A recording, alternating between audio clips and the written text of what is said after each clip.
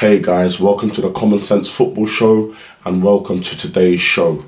We've got a lot to get through today, interesting topics to discuss. Those topics are Reece James, is he overrated, and comparing him to Trent Alexander-Arnold. We're also going to recap the Europa League and the Europa Conference results from last night, and we're going to discuss the distinct possibility, are Liverpool fooling us? Are Liverpool fooling the football world when it comes to their pursuit of Jude Bellingham? Are they fooling us by pretending that they've pulled out for the move? So we're going to go through that possibility later in the show. So first things first, let's talk Reece James. So this past week, Chelsea took on Real Madrid at the Santiago Bernabeu in the Champions League quarterfinals first leg, and it's safe to say that Real Madrid got most of their joy going down their left-hand side, Chelsea's right, which was Vinny versus Reece James.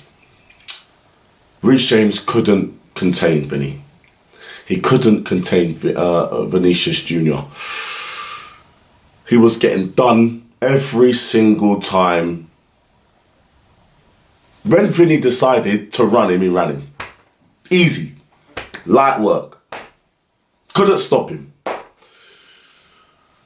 So what confuses me is, Reece James had a terrible defensive performance versus Real Madrid. But if that was Trent, that would be getting highlighted by fans all over socials. It would be getting highlighted by sports media, Sky Sports, TalkSport. Oh, look how bad Trent is. He's a liability for Liverpool. He can't defend. But for some reason, Reece James does an equally terrible performance and is getting swept under the carpet. No one's talking about it. No fans are talking about it. No sports media are talking about it. Reece James got dealt with. First Vinny. And no one cares. I've had several debates with certain of my friends about who's better, Reece James or Trent Alexander-Arnold. And you man know who you are. And I see certain pundits, Sky Sports, TalkSport, them people there, they seem to think that Reece James is a better fullback or wingback than Trent Alexander-Arnold. And so does Gareth Southgate, because that mug doesn't even pick him.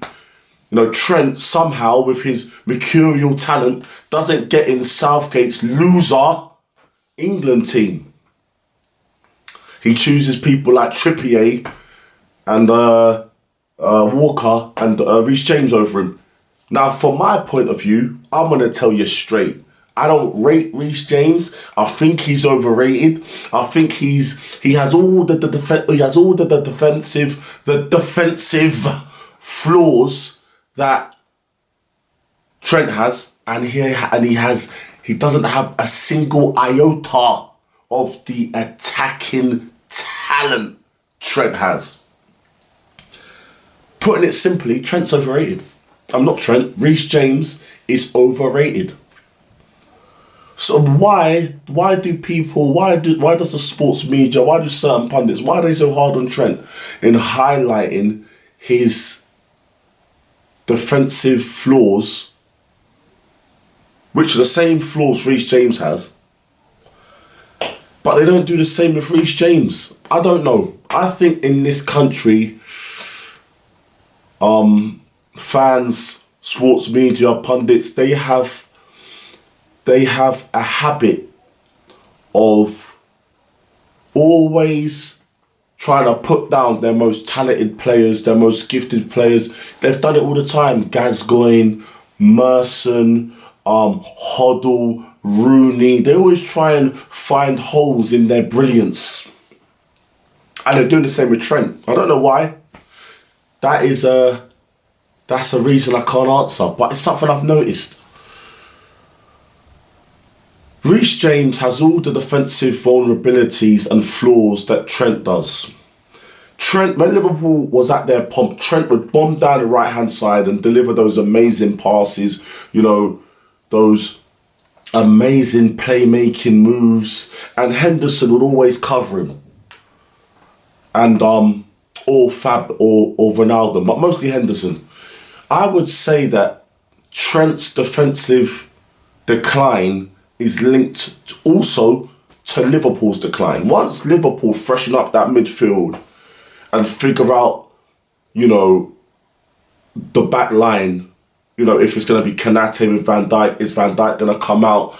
You know, I think Robbo's safe on the left, but sorting out the centre-back partnership that will allow Trent to express himself going forward and also give him the cover that he's going to need when he's going forward and being dangerous, then I think Trent's defensive vulnerabilities won't be as highlighted. That being said, Trent does have to work on that, on his defensive work himself, and I'm sure he will. But Reece James has those same vulnerabilities and weaknesses that I've seen. I saw it against Real Madrid this past week. And I've seen it in many games in an England shirt and a Chelsea shirt. So people, open your eyes. Reece James is mediocre. Trent Alexander-Arnold is a mercurial talent.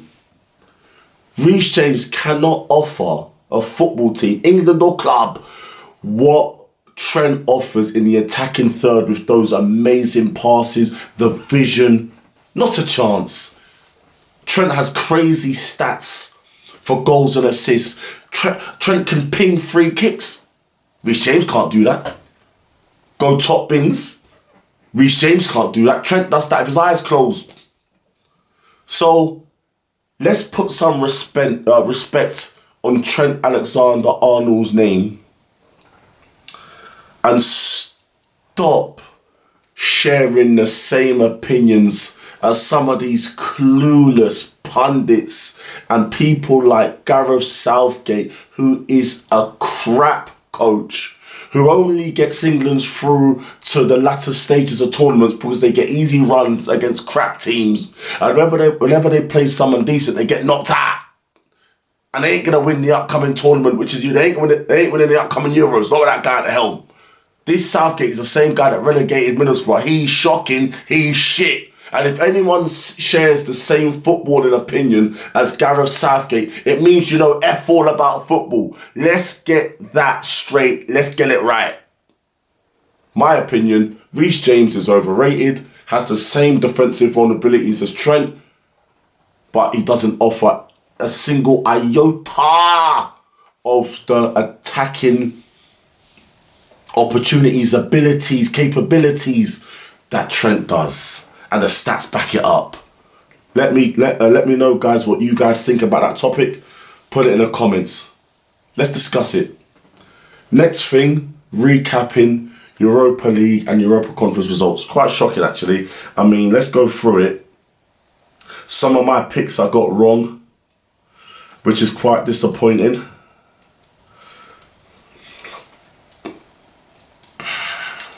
So let's go through. So yesterday, Feyenoord beating Roma, Juventus beating Sporting, I got that right. Man United drawing to Sevilla, how they threw away that 2-goal lead. They had a madness of 8 minutes, and Leverkusen drawing against Union Saint-Gilloise.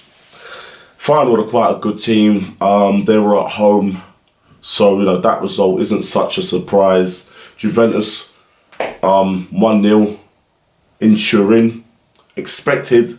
Manchester United throwing away that 2-goal lead at home against Sevilla. I'm going to get onto that in more detail after. And then Leverkusen drawing against Union Saint-Gilloise. I thought Leverkusen would have had a bit too much. So a lot of these ties are in the balance. And also the Europa Conference, again, drawing against West Ham. West Ham was shocking. I thought West Ham would have had a bit too much for Ghent. I still suspect they'll have a bit too much for Ghent back home next week in their own ground. Basel drawing 2-2 with Nice. Lech Poznan getting smashed by Fiorentina, which I would have expected, and Anderlecht beating AZ Alkmaar also, which I would have expected Anderlecht being at home. So let's talk about Manchester United. Very good in the first half. I give them a lot of credit. Anthony looked really good. He looked really bright. He was actually running at defenders. He's got a really good wand of a left foot. He had one effort. He controlled it, ran, cut inside, pinged it. It came off the crossbar. Really good effort by Anthony. A lot of fans say he's a flop. I'm not in that stupid mindset that think that Anthony is a flop. I think he's done quite well this season. He's got important goals. He's got assists. He just has to adapt. Every player has to adapt. Nowadays, managers and players, they're not given time. But I know that Anthony's a good player. He's had a decent season. Is he worth the price tag? Probably not. But no player asks to be worth what they're worth. It's just whatever they're worth in today's market. So I think Anthony's done quite well this season. And yesterday was really impressive. One of his better performances. I was really impressed. He showed a bit of pace as well, which he has. He just has to have a bit more confidence to run into those spaces and commit defenders. And, people know what he's going to do. He's going to try and cut inside, but he just has to be so good at doing it that even though you know what you're going to do, they can't stop you doing it anyway. Martial was fantastic. He was fantastic yesterday. He was lighting up Old Trafford. That pass that he put through to Sabitzer, that was really, really good. So, I'm a fan of Martial. I want Martial to stay fit. And I think that, even if Man United, when they bring in a striker, I think Martial as a second option, if you can keep him fit, he's really dangerous. So, Sancho, he had a decent game as well. He started off bright, but it seemed to quiet. He seemed to have, as the game was going on, get a bit more quiet. But Sancho played well. I like Sancho. I'm a fan of his, whatever's going on in his head, he needs to get the help he needs and try and put performances on in the pitch. But I'm a big fan of Sancho. I think he's a good player. And yesterday he showed a glimpse of that quality that he has. Sabitzer in that 10 role, really good, really good.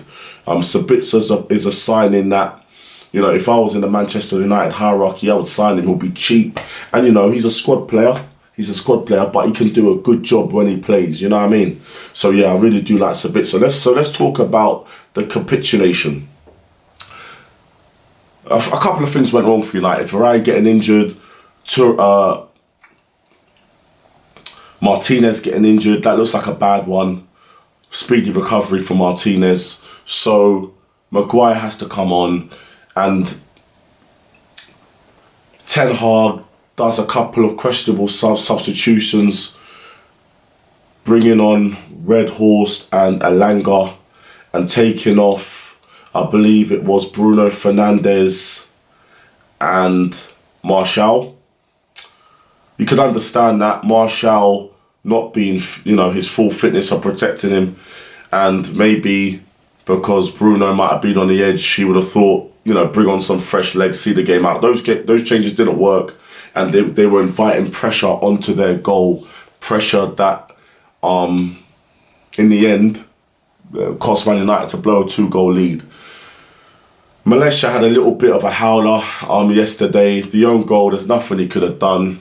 He tries to defend it, it ricochets off his leg, it goes in.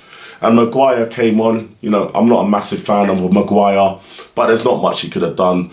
The ball gets headed into him and it comes off his head and goes into the Gea's goal. But that's basically Maguire's luck. It's like a really big Maguire thing to do. Out of all of the 11 Man United players, it was Maguire that happened to. I think Maguire, I think he's a rubbish defender. I think he's, some of these English pundits and media are putting him on his pedestal. Maguire should be at a club like West Ham, maybe Spurs, somewhere in Serie A where it's slower. He's not a defender for, a top 4 or a really, really ambitious top 6 team. He's just not at that level. He's crap, he's slow, his mind ain't right, and I just don't like the guy personally. I'm only scoring pointless goals against shit teams in the internationals, and he's doing celebrations like this. It's pathetic, sickening. I don't like it. He's rubbish, and his level is level below the likes of Manchester United, City, Liverpool, Arsenal. you know, even Chelsea, when they're really going to get to that level that they should be, you know, he should find a new club that's more suited to his level, or he should find a league that's more suited to his slowness, like Serie A. But Man United need to cut ties with that guy as soon as possible. He is shocking. Last topic, I want to talk about, are Liverpool fooling us? What I was speaking to some of my Liverpool friends yesterday, and they were basically opening my eyes to the fact, why would Liverpool come out and publicly say that they're out of the race to sign Jude? That's something that they could have kept in house. No one needs to know. But they came out publicly, or news broke publicly that they're out. It's just a bit strange, you know. If you're out of the race for a player, it doesn't really matter. I'm sure that Liverpool have other targets in mind. But maybe they're fooling us. Maybe they're pretending they're at the race and there's something going on and they're going to go get it. Maybe they're just pulling the wool over our eyes. I think that there's more to this than meets the eye. And I think that Liverpool will still be in a shout to get Jude. I just think there's something more to it. And we have to keep our eyes on it. And Liverpool, they're still going to be hovering around. I don't know. It just seems there's something more that meets the eye. I remember they did the same thing with Alisson Becker and they signed him.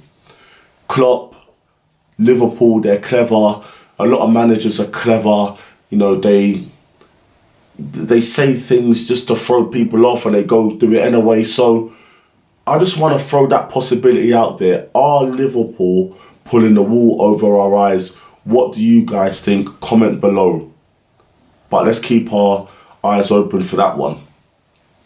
Thank you guys. I hope you enjoyed the show. I'm back tomorrow. So, as always, please smash the like, share and subscribe. Really happy.